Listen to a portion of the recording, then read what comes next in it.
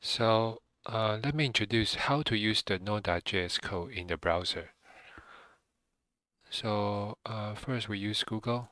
We search requirejs hello world. So you can see this tutorial. Basically, you just copy this template.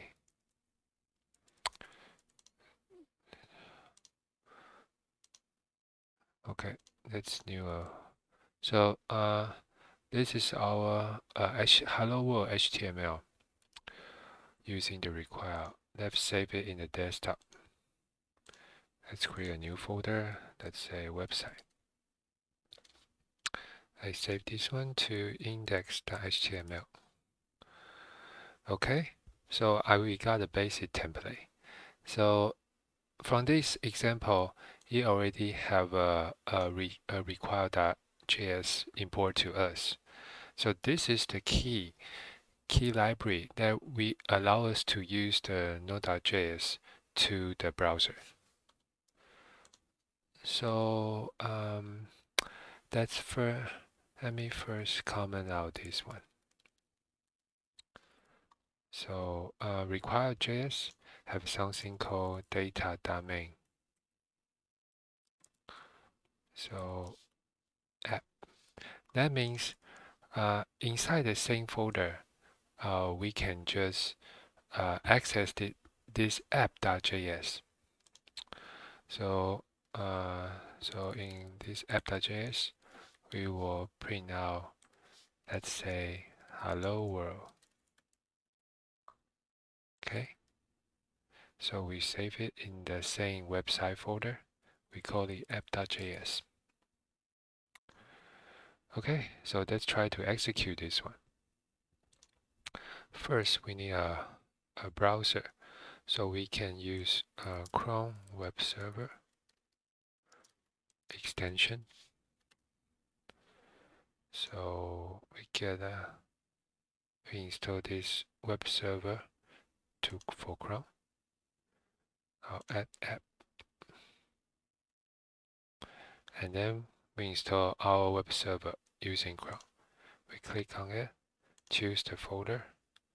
I save in the desktop, so our website folder, select the folder.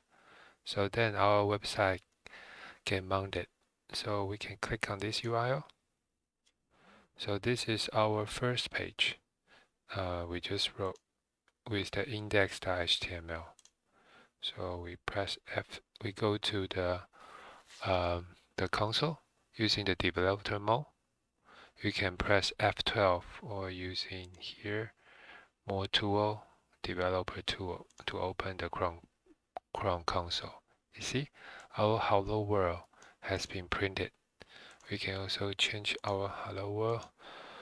Let me add a exclamation mark. Save it, refresh it. You see, so by writing this data-main app, so it allows us to um, execute from there. Okay. So now let's try to create modules.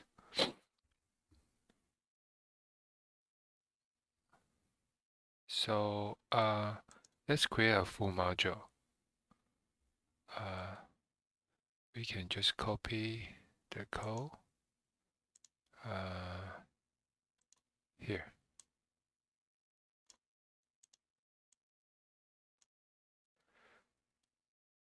To define a module using the require.js, so this is the pattern. So you can here we create a function, we create a define. The first parameter I will explain later. So we have a function. A function will return an object with the attribute hello, and it's a hello function will return hello world string. Let's save it. Just call it full.js. So similarly, let's copy this one to our app.js. So app.js will it is our entry point, and this entry point will use the full module. So in the array here, we need to pull a full. That means we require the full.js to the app.js. So because it is a module, you have a return. It return an object here. So the pattern is we will create a new variable parameter of our function. And in this function, the parameter will map to the module included in the array first element with our first parameter. So in our first module, which is full, we have a hello function. Okay, we can save it. So let's re-execute it.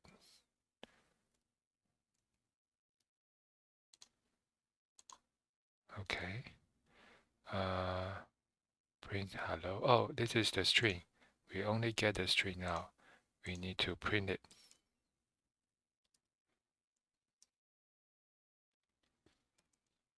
Okay, let's execute it. You see, hello world. Okay, this hello world without the exclamation mark is actually from the full. Okay, let me prove it. Let me use hi there. Save it. Hi there. Okay, so similarly, I could create multiple module here. Let me create a bar module. Let's use hello bar. Okay, save it. Become a bar.js.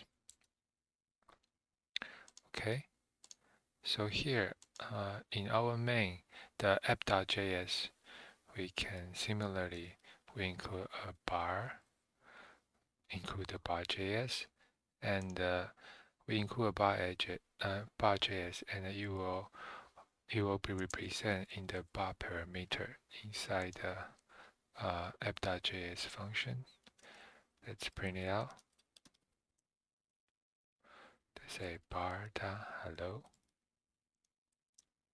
Okay, save it, re-execute it. See? So in here, we create a Node.js module, and we use the app.js as our entry point as a main. And in the index.html, we use the data main app to execute from the app.js first. There are some other ways we can do. So without using the data dash main, so if I refresh it, there's nothing because we didn't provide the data dash main here. But we can use the script. For example, I can use script. Let's say, oh, should not put here. Okay, we can put here. Script. Let me put require app, and I'll have to use the array to wrap it, save it. Let's re-execute it. See? So this is the same thing we can include our entry point. And the same as here, we also have a example here. When we pull out from the web, so how they use it? Basically, we can put requirejs.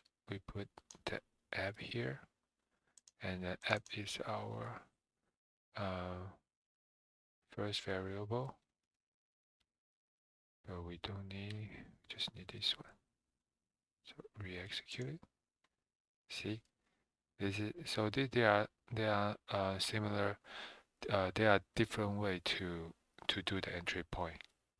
Okay, we just introduced the way to create a requirejs module, and use it inside our browser. So right now, let me introduce a tool to you that can easily transform the Node.js module into the requirejs module. Okay. Let me use the example we previously created. So in our previous practice, we create a bar module and a bar2 module. Bar module have a function that output this is bar module.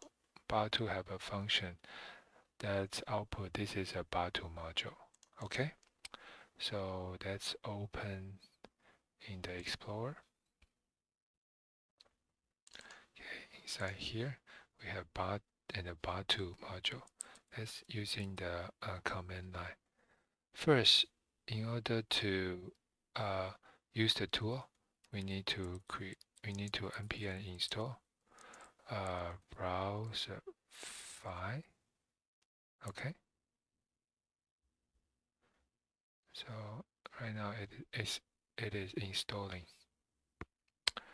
So after finish install, let me try to create an entry point.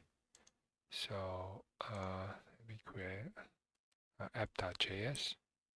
Inside this app.js, I will first use the require bar module, the current folder.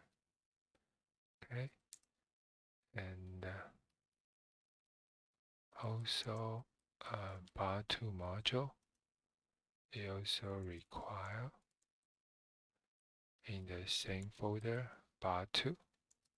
Okay, so because bar2 and bar are both function, I should be able to call it like this directly. Okay, so go back to our browserify. So we can just type browserify. We use the app.js as our input. I will output app2.js. Okay, this is done. So let's go back to the same folder. So we will have a app2.js. Let's copy this app2.js to our website. Where's our website? Okay, website is here. Okay, we have a app2.js. So in our index.html, we require app2. Okay, so let's execute it. Where is my browser? Okay, refresh. So you see, this is a bar module. This is a bar2 module. So basically, let me summarize again. We use the Node.js module. We create two, and we also create a Node.js entry point that require both of these modules. Okay, and we execute them, and we use the browserify to output into a browser that require JS module, and then we include this app2.js inside our website, and then we just change the requirejs originally from app to app2. Therefore, I just show you how to transform a Node.js module into the requirejs module.